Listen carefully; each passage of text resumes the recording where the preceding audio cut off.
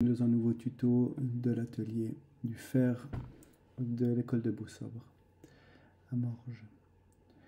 Dans ce tuto, on va voir comment importer une image et puis la transformer pour qu'elle puisse être gravée au laser et détourée en la découpant au laser. Donc la première étape, ça va être d'aller importer notre image. On va aller dans Fichier, Importer. On va choisir l'image dont on a envie, qu'on a enregistrée par exemple sur le bureau d'abord, et puis on l'importe. Une fois que l'image a été importée, on va la vectoriser, parce que c'est encore une image non vectorisée et Inkscape travaille avec du fichier vectoriel. Donc on va dans Chemin, vectoriser en objet matriciel, et là il y a plein de possibilités de résultats possibles. Si l'image est toute noire, c'est pas vraiment un problème. Si l'image commence à devenir trop claire, là c'est un problème parce qu'on va avoir de la peine à détourer ce genre d'endroit où le bord n'est pas net.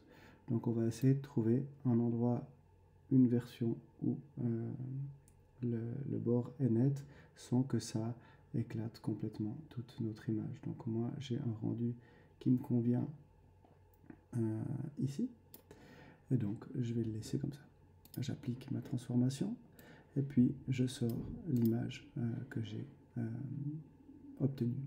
Cette image-là, je vais la copier-coller, commande C, commande V, pour qu'elle vienne encore ailleurs. Et puis, à partir d'ici, je vais devoir faire quelques modifications pour que cette image me donne finalement le tour de ce que j'ai envie. Donc finalement je vais aller utiliser un outil qui n'est pas vraiment prévu pour ça mais qui va fonctionner très bien. Chemin, séparer. Ça va, en plus de me séparer chacune des formes qui composent l'image, cela va me les colorer en noir. Donc une fois que tout a été séparé, là on voit que c'est tout séparé. Alors, il y a plusieurs façons, mais ce qu'on peut utiliser, c'est de nouveau tout grouper ensemble. Donc je vais faire fichier, chemin, union. Et comme ça, j'ai une forme qui est la totalité de toutes les formes, et donc ça me la détourne presque. On remarque qu'ici, il y avait des ouvertures encore dans mon exportation. Et donc là, à la main, je vais devoir aller supprimer les petites pièces qu'il y a en trop en utilisant la touche effacer pour que on obtienne uniquement le tour de ma forme sans qu'il y ait des parties qui aillent au milieu. Voilà, j'arrive presque à ce que je veux. N'hésitez pas à zoomer pour aller encore effacer tout ça. L'outil zoom ici, si j'appuie en même temps sur la touche majuscule, eh ben, je dézoome. Et puis si j'appuie sans rien appuyer sur la touche barre d'espace, ça me permet d'aller où je veux sur le fichier. Voilà. Donc ma forme maintenant, elle est toute noire. Je vais enlever le fond, ajouter un contour rouge. Je vais mettre un contour rouge à 0,5 et puis je vais pouvoir avoir mon contour qui est fait. Je peux le remettre sur mon image. Ici, on voit qu'elle se cale plus ou moins obligatoirement, plus ou moins bien. Lorsqu'on a cliqué ici sur cette partie-là, le magnétisme, ça aide à la caler correctement. Voilà. Ici, j'ai ma forme qui est calée, et puis il y a les tours qui vont être découpés exactement sur les bords de la forme. Moi, j'ai envie de lui laisser une petite marge, donc je vais utiliser un autre outil qui est chemin dilaté. Chemin dilaté, je le fais plusieurs fois, et comme ça, à chaque fois, ça décale la marge sur le bord de la forme. Voilà. Donc ici, j'ai quelque chose de satisfaisant. Si j'exporte ça sur mon fichier de découpe laser, enfin sur mon logiciel de découpe laser, la découpe laser va graver les parties noires, découper les parties rouges, et donc j'obtiendrai une forme assez intéressante avec un joli dessin à l'intérieur. On note quand même que cette méthode-là ne va pas découper l'intérieur ici, qui finalement n'appartient pas au Pokémon. Et ça, c'est quelque chose qu'on peut faire, mais pour ça, il faut feinter un petit peu et travailler un tout petit peu manuellement. Donc ce qu'on va faire, c'est qu'on va recommencer avec la même forme de base. On va de nouveau la vectoriser. Donc ça, c'est de nouveau exactement la même procédure qu'avant.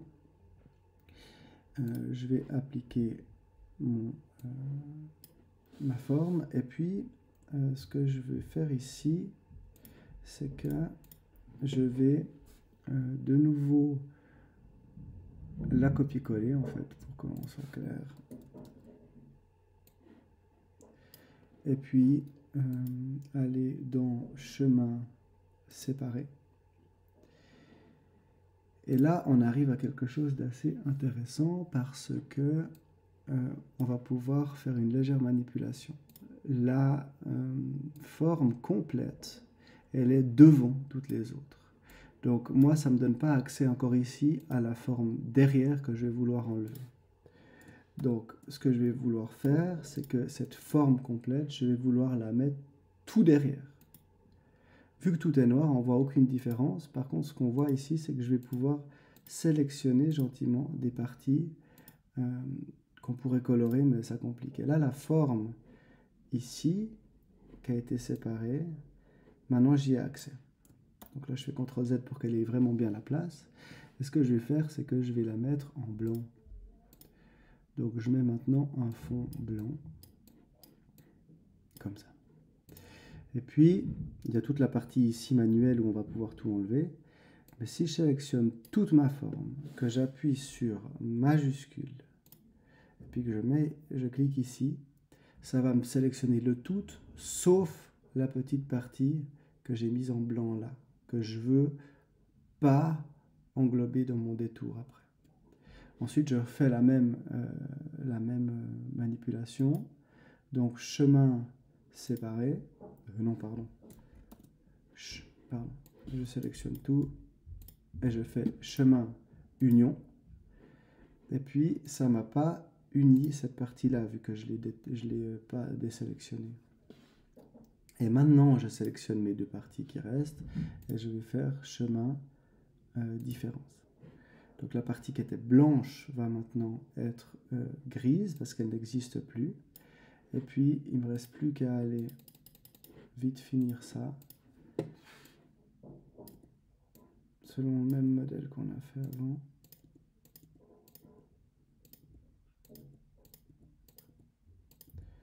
Je supprime manuellement tous ces trucs.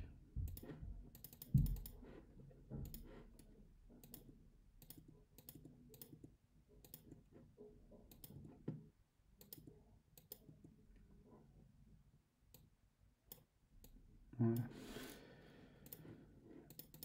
Et j'ai absolument tout ce qu'il me faut pour avoir une forme magnifiquement belle.